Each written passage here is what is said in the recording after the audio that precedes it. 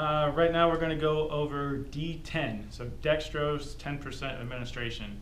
D50, as we've had for a long time, is going away, and the only route of dextrose administration we're going to have is D10, or dextrose 10%.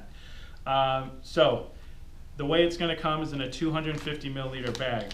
So the first thing we need to make clear is we need to make sure that it's D10 and not normal saline. All right. These two bags I have here, one of these is normal saline, one of these is D10.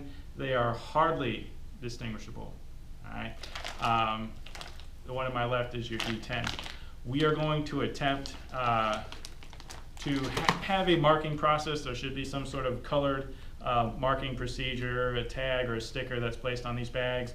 Also, they will be inside of your drug box. They shouldn't be in central circulation, so we're going to try. But please make sure before you administer any medication, you're double checking that it's the correct one. Another way it will also come packaged is this, the frosted type packaging. So any of these is an available option. There's shortages, you know you're going to see everything. So be sure you're giving the right medication to the right patient, as we always are. All right. So to administer this for an adult, we're going to use a 10-drop set. And we are treating now, our threshold for when we're going to treat hypoglycemia with IV access is 60. So if our patient's blood sugar is less than 60, we're going to treat that with D10, all right, in an adult. So we're going to get our administration set. We're going to open up our D10. And it's going to function just like a normal IV bag. We're going to pop off the end. One thing I will recommend is that you take your time when you're flushing this line. This is sugar water, so if you can avoid it, please don't spray this all over the floor of the ambulance or on the walls or on the trash can. That's how you get ants. All right. So we're going to spike our bag. I've got my administration set here, and I'm just going to place the end of it in the top portion here where it's meant to hold our IV line. So that goes in there.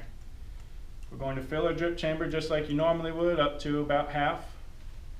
And then we're going to open it up and flush our line. So we're flushing our line with not saline, so we really don't want to spray this stuff everywhere if we don't have to. Okay? So we'll go ahead and we'll flush our line. We'll get all the air, let gravity do all the work for us. And as it comes up, we'll get ready to go ahead and stop it.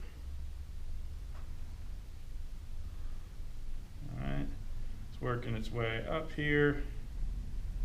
And we're good. And now we have the full concentration if we need it. We didn't waste any of our medicine on the floor. All right, so we'll go ahead and we'll hang this up, or somebody can hold it up if we're still treating inside the house.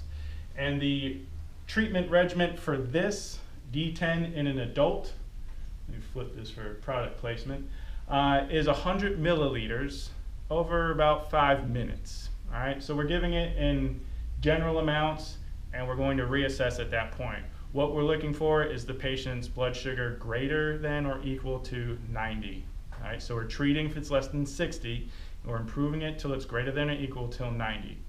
All right, if after the first 100 milliliters are in and we're still below our value of 90 there, then we give another 100 milliliters over 5 minutes. Okay, the full bag, if we get to 250 milliliters, is 25 grams, just the exact same as D50, but it's a much more diluted concentration.